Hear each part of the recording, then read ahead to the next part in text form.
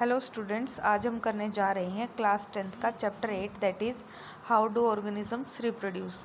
तो बच्चों, रिप्रोडक्शन के बारे में आप छोटी क्लासेस से पढ़ते ही आ रहे हैं कि रिप्रोडक्शन क्या होती है। जब कोई ऑर्गेनिज्म अपने जैसी कार्बन कॉपी देता है, वह भी एक बार नहीं बार बार, तो वह क्या कहलाता है? रिप्रोडक्शन।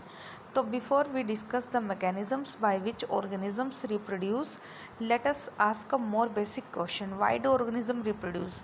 तो बच्चों, सबसे पहले हमें यह क्वेश्चन जानना होगा कि ऑर्गेनिजम्स को रिप्रोडक्शन की क्या ज़रूरत होती है। Why they reproduce. After all, reproduction is not necessary to maintain the life of an individual organism, unlike the essential life process such as nutrition, respiration और एक्सक्रीशन। अगर देखा जाए तो रिप्रोडक्शन कोई ऐसी प्रोसेस नहीं है जो लाइफ के लिए ज़रूरी है।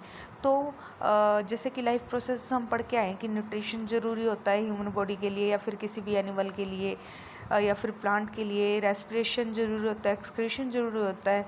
लेकिन रिप्रोडक्शन क्या लाइफ प्रोसेस का ही हिस्सा माना जाता है? On the other hand if an individual organism is going to create more individual, lot of its energy will be spent in the process.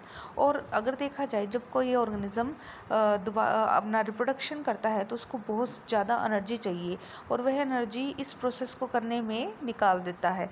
So why should an individual organism waste energy on a process it does not need to stay alive. तो बच्चों, organism को ज़रूरत ही क्या है अपनी इतनी जो store energy है उसको इस प्रोसेस में वेस्ट करने की? क्यों ज़रूरी है उसे अपने जैसे ऑर्गेनिजम्स को बनाने की? It would be interesting to discuss the possible answers in the classroom. तो यह बहुत ही इंटरेस्टिंग टॉपिक है बच्चों डिस्कशन का। Whatever the answer to this question, it is obvious that we notice organism because they reproduce। तो बच्चों, सबसे पहला क्वेश्चन का जो आंसर है यही है कि हम नोटिस करते हैं हमारे आसपास बहुत तरह के जीव होते हैं और वह एक नहीं होते, पूरी कॉलोनी में या फिर बहुत ही संख्या में देखने को मिलते हैं। If there were to be only one non reproducing member of a particular kind is a doubtful that we would have notice its existence. अगर धरती पर जीव रिप्रोडक्शन नहीं करेंगे तो हमें बहुत सारे जीव देखने को नहीं मिलेंगे। तो बच्चों, यह एक इम्पोर्टेंट प्रोसेस है। अगर धरती पर अगर किसी स्पीशीज़ ने धरती पर सरवाइव करना है तो उसके लिए उसे रिप्रोडक्शन की ज़रूरत पड़ती ही पड़ती है, क्योंकि रिप्रोडक्शन के द्वारा वह अपनी ही जैसी बहुत सी प्रजातियों का निर्माण करती है। तो बच्चों, इस तरह से हमें रिप्रोडक्शन की इम्पोर्टेंस का पता लग गया। It is the large number of organisms belonging to a single species that bring them to our notice. How do we know that two different individual organism belong to the same species? तो बच्चों, आपने dogs ही देखे होंगे for example. अब dogs में आपने बहुत सारी जो उनकी स्पीशीज़ देखी हैं, डॉग में ही आपको अलग अलग तरह की उनकी स्पीशीज़ देखने को मिलती हैं। Usually we say this because they look similar to each other. तो बच्चों, डॉग जो है वो सभी जो डॉग है एक समान होते हैं, लेकिन उनकी स्पीशीज़ क्या है? अलग अलग। Usually we say this because they look similar to each other. Thus, reproducing organism create new individuals that look very much like themselves.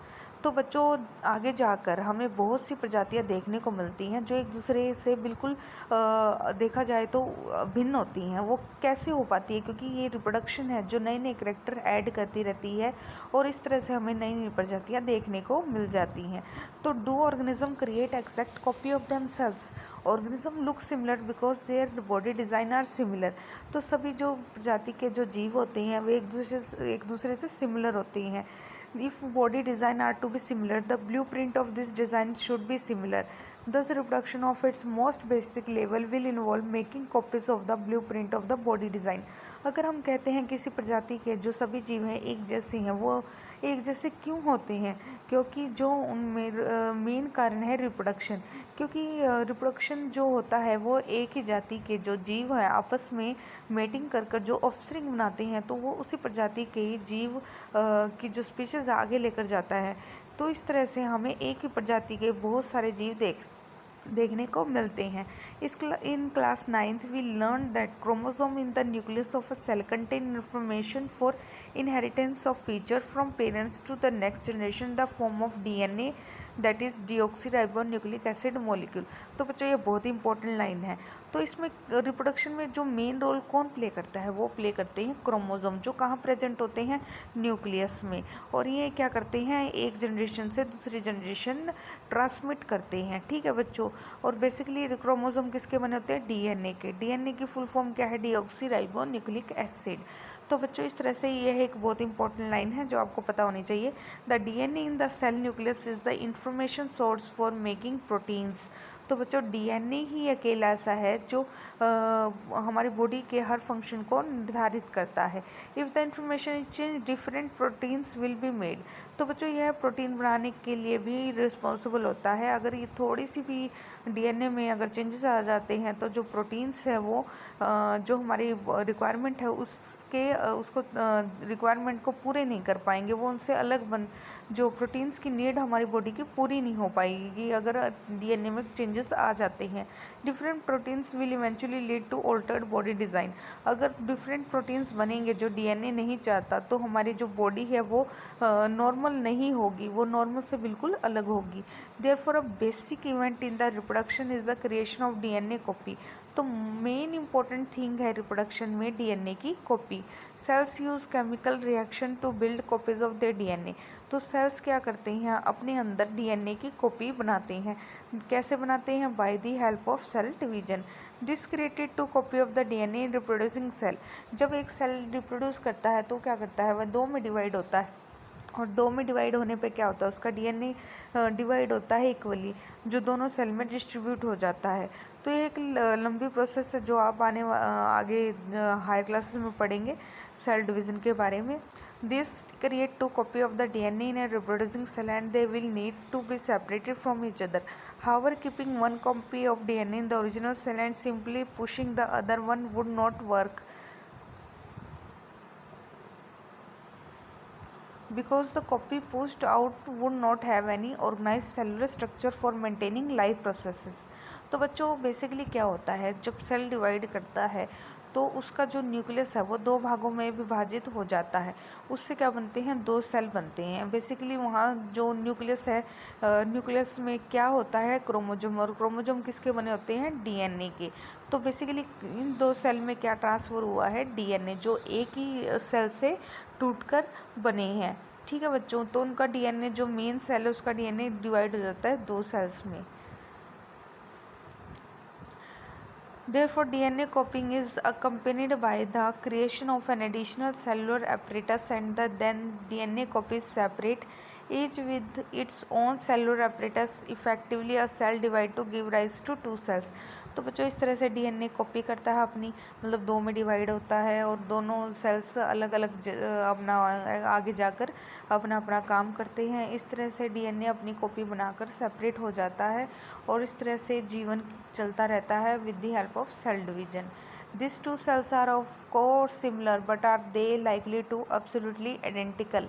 कह सकते हैं कि ये दोनों सेल एक दूसरे से क्या है, बिल्कुल सिमिलर है, but they are likely to be absolutely identical. पर the answer of to this question will depend on how accurately the copying reaction involve occur. क्या वो एक दूसरे के बिल्कुल समान है, यह डिपेंड करता है सेल डिवीज़न पर। No biochemical reaction is absolutely reliable. तो हम कह नहीं सकते कि जो सेल के अंदर जितने भी रिएक्शन चल रहे होते हैं, बायोकेमिकल रिएक्शन, वो एकदम एग्जैक्टली चल रहे होते हैं। Sometimes they altered due to some reasons. क्या पता वो रिएक्शंस गलत दिशा में भी चले जाएं, क्योंकि अगर वो गलत दिशा में चले जाते हैं तो जो प्रोडक्ट बनना हो शायद वो ना बनकर कुछ और बन जाए।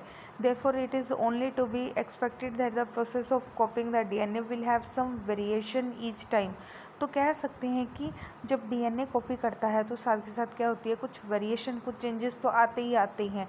As a result the DNA copies generated will be similar but may not be identical to the original. तो कह सकते हैं कि जो डीएनए की कॉपी बनी है वो बेशक सिमिलर हो, पर जरूरी नहीं है कि वो सेल भी एकदम एक दूसरे के आइडेंटिकल हो, सेम हो। ठीक है बच्चों। Some of these variation might be so drastic that the new DNA copy cannot work with the cellular apparatus it inherits. तो बच्चों कई बार तो यह बहुत ही ड्रास्टिक चेंज लेकर आता है. Such a new born cell will simply die. अगर बहुत ज़्यादा रैंडम प्रोसेस हो जाती है डीएनए की डिवीज़न में तो बेसिकली वो सेल जीवित ही नहीं रह पाता, वो मर जाता है. On the other hand, there could still be many other variation in the DNA copy that would not lead to such a drastic outcome. और एक तरफ डीएनए में जो पहले से ही निर्धारित डिवीज़न होती हैं, अगर वो चलती रहें तो बेसिकली हमें एक ऐसा सेल मिलेगा जो आगे जाकर सर्वाइव करेगा. Thus the surviving cells are similar to but subtly different from each other. This inbuilt tendency for variation during reproduction is the basis for evolution as well as discussed in the next chapter. तो बच्चों basically जो DNA है वो क्या करता है, वो हमारे अंदर विभिन्नता लाता है. हर दम जब नए नए ऑफस्प्रिंग बनते हैं तो नए नए करैक्टर ऐड होते रहते हैं. इस तरह से जनरेशन दर जनरेशन डीएनए ट्रांसमिट होता रहता है और नए नए चेंजेस लाता रहता है. तो यहाँ तक आज हमने पढ़ लिया है बच्चों, आप इसको रीड करना. बहुत ही इंटरेस्टिंग चैप्टर है. आज के लिए इतना ही. धन्यवाद.